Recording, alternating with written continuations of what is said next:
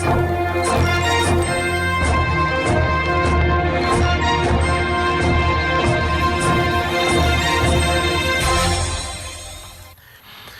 ya Buganda Road mu Kampala isizze ekiragiro eri ab'obuyinza mu kkomera ly'ekigo okuleeta omubaka wa Paalamenti wa Kawempe North Muhammad Ssegirinya olunaku lw'enkyasimbibwe mu kooti yavunaanibwa emisango egy'enjawulo egyekuusa ku kukuma mu bannansi omuliro.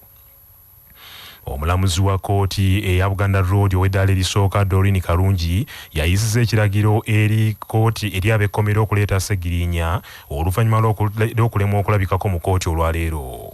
Ssegirinya wetwogerera akyali ku alimanda ku misango egyekuusa ku butujju n'obutemu n'emisango egyekuusa ku kugezaako okutemula abantu era olunaku lw'eggulo yasimbiddwa mu kooti e Masaka n'addamu okusindikibwa ku alimanda nga Kwolo yasimbiddwa mu kooti ne Alan Sewanya n'omubaka wa Makindye West ne balagirwa okudda mu kooti nga 27 omwezi uno.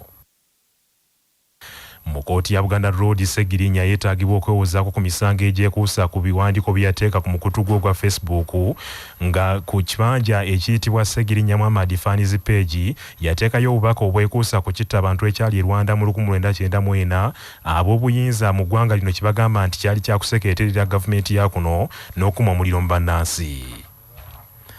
Abakulembeze mu katale ka usafi mu kibuga Kampala bekokodde obubinja bw'abantu bwe bagamba nti bwayonoonya emidaala gy'abasuubuzi wabula ne busigala nga buyinaayina. Abasuubuzi mu usafi bagamba nti waliwo obubinja bw'abantu obafudde olusuku okubakamulangamu ensimbi bwe bagaana ne boonoona ebintu byabwe n'abandi okubakuba. Deogratius Semanda ssentebe w'akatale kano agambye nti basobola kutunula butunuzi ng'abasuubuzi bali mu mbeera mbi obwenkanidde awo. Omwogezi w'akatale ka usafi Muhammad Ssegirinya agambye nti bagala poliisi ekole okunoonyereza ku bantu abalumba abasuubuzi mu butale ne boonoona buli kintu kubanga tebaanoona mpooza yokka wabula kubanga ng'ogyeko okunoona empooza ng'ate yagibwawo dda gavumenti bajja n'ebigendererwa ebirala ebitamanyiddwa mu kitundu ne boonoona n'ebyamaguzi by'abasuubuzi.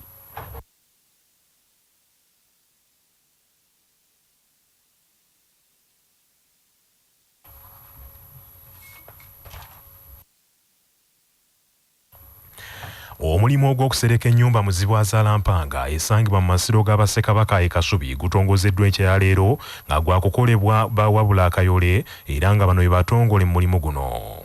Omulimu guno gukoleddwa Omulangira Daudi Chwa nga yasoose okusereka ennyumba mu Zibwazaalampanga n'enjole z'essubi ebbisi 4 n'addirirwa Omutaka Kasujja Kyesiiga Kakande Kibiriga Eshiba n'enjole 2 ez'essubi n'oluvannyuma ne baleka bawabula akayole okugenda mu maaso n'omulimu guno. Kamalabyonna wa Buganda Charles Peter Mayiga atuukiriza obulombolombo bwonna obwetaagisa mu kusereka ennyumba mu Zibwazaalampanga ne yeebaza Obuganda obugumiikiriza okutuuka essaawa eno mu nteekateeka y'okumaliriza amasiro g'Abassekabaka. Awo nno emikolo gyonna emikulu gikoleddwa. Bwe twajja wano kati wayise sabbiiti 3 nabagamba nti okusereka tekujja kumala sabbiiti emu era ndowooza mukiraba bulungi kye nali njogerako. Awo nno tuleme kweraliikirira naye kaakati ddala tusemberedde okumaliriza omulimu gwa Muzibwazaalampanga.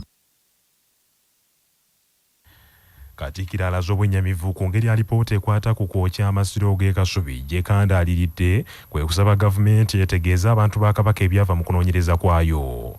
Minisita w'ebyobuwangwa ennono embiri amasiro n'ebyokwerinda mu Bwakabaka Oweekitiibwa David Kyewalabye Male agambye nti kaakano omulimu gutuuse guwedde ne yeebaza abantu ba Kabaka olw'obuvujjirizi bwe bawaddeyo. Alipoota y'amasiro tetugifunanga, tugibanjiza naye tebagituwanga.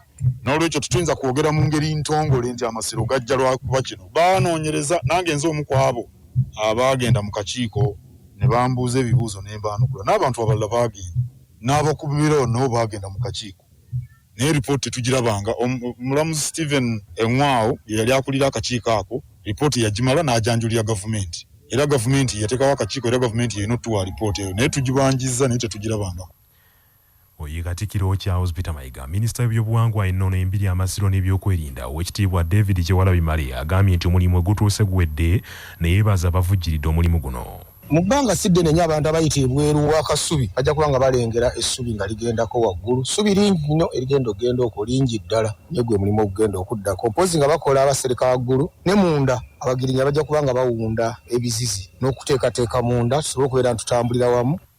Ssentebe w'olukiiko oluzzaawo amasiro ow'ekitiibwa Hajji Kaddu Kiberu asabye abalina ebikozesebwa okumaliriza omulimu guno omuli essubi bongere okuwagira kubanga likyetaagibwa mu bungi. Kakati tutandise essubi nga siteegi ekola ki esembayo. Obwetaavu bw'essubi bungi nga bwe njogedde kubanga nze sisobola kubagamba nti ennyumba eyo eneegendako ttani 2 ttani 3 kati gwola bwenkana muzibaza mpango liyajja essubi eryali liko lyali kusinga obuwanvu obugulumivu obwo nga bikusinga obuwanvu n'olwekyo tujja kwetaaga essubi lingi nnyo.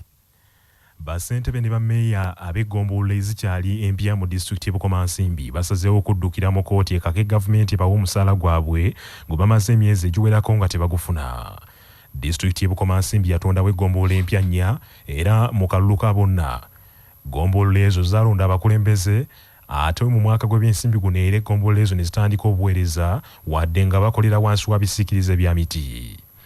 Wabula bassentebe b'eggombolola ezo bangi bakyakomye ku njokye tebafunanga wadde ennusu ku musaala gwabwe bw'ekyanga balayizibwa okutandika okuweereza eggombolola zaabwe abalala bo baafunako omwezi gumu ogwasooka tebaddangayo kulaba ku nsimbi. Nga bakulembeddwamu mmeeya wa Kagologolo Town Council Ssekiguda Alex kaakano balabudde nti baakuddukira mu kooti ebeekaka gavumenti okubawa omusaala gwabwe n'ensimbi ezikola emirimu kubanga bakooye okubanja. Ekyangu okukola kuwalawala gavumenti kugitwala mu mbuga kubanga yatwonoonera obudde bungi ne tuteekamu ssente nnyingi ebifo ebirala byaliwo bye tusobola okuvuganya singa baali tebatonzeewo bipya ebisangiddwa mu bitundu mwe tubeera n'olwokuba nti baatondawo ebipya twasalawo okuvuganya ebyo okuweereza abantu baffe naye okuva lwe twawangula akalulu mu gwokubiri ne tulayira mu gwokutaano n'essaawa ya leero tewali yadde siringi 5 ng'oggyeko omusaala kuba gwo tegulabikangako nene ssente ezirina okukola emirimu. Wabula omukungu mu yafeesi yakulira abakozi n'eb'emirimu Ebukomansimbi Sali Anet banazza abagumya nti gavumenti ebamanyiira ensonga zaabwe zikolwako. Abakulira ebyobulamu mu disitulikiti y'e Kalungu bongedde amaanyi mu kugema abatuuze ekirwadde kya COVID-19 nga mu nteekateeka eno kitegerekese nti abasomesa bajjumbidde okwegemesa ekiwa essuubi olukiiko olulwanyisa ekirwadde kino mu Kalungu. Okusinziira kwa lipoota esomeddwa akulira ebyobulamu e Kalungu Dr. Sentamu Daniel eraze nti Kalungu yaweereddwa doozi z'eddagala 2582 nga ku zo doozi 2282 za kika kya Moderna ate doozi 3 za AstraZeneca era okugema mu nteekateeka eno kwatandika nga 5 mwezi guno.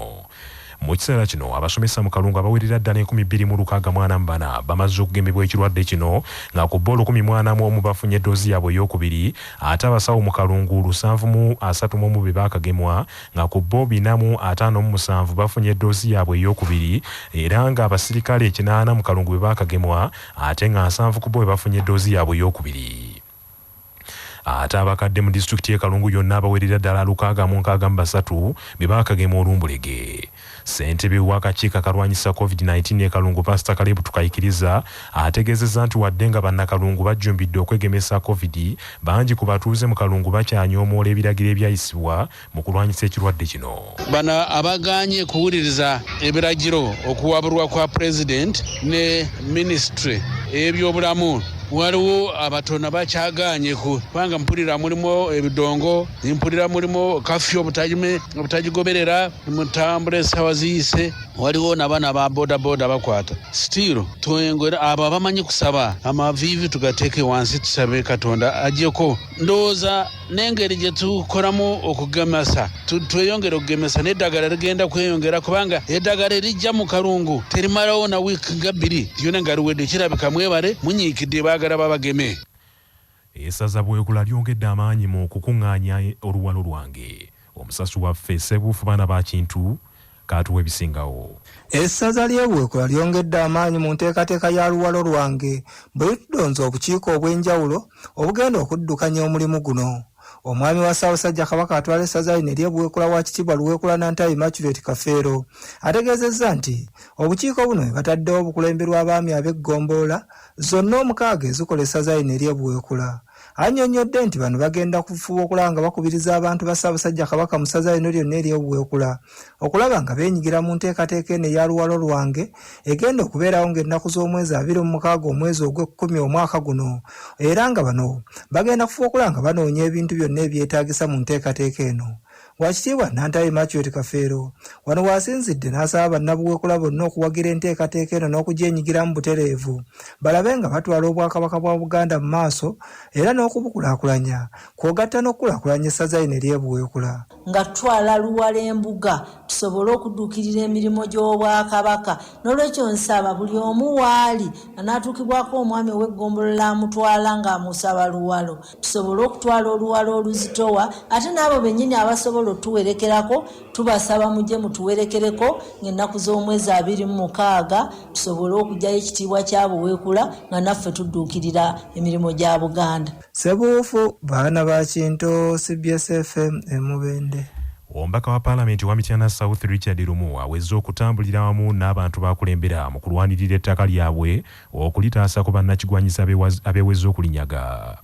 Okwogera bino Richard Lumu abadde mu musomo gw'ebyettaka ekiteete mu ggombolola y'e Namungo mu disitulikiti y'Emityana ogwategekeddwa minisitule y'ebyettaka ng'eri wamu n'ebitongole okuli Buganda Land Board, Action Aid n'ebirala ogwagendereddwamu okumanyisa abantu ku buvunaanyizibwa bwabwe ku ttaka. Ssekabaka Muteesa owookubiri yawandiika akatabo bakayita Desecration of My Kingdom n'agamba mbiza mu Luganda nti alijja ku Baganda, Abaganda ntegeeza abantu ba Kabaka, alibajjako ettaka aliba abasazeeko ki ekyo ekintu bwe munaakizannyiramu ne mukiteekamu ebyobufuzi mwena mujja kuggwaawo. Sigenda kuwagira kiteeso kijja ku bantu ttaka.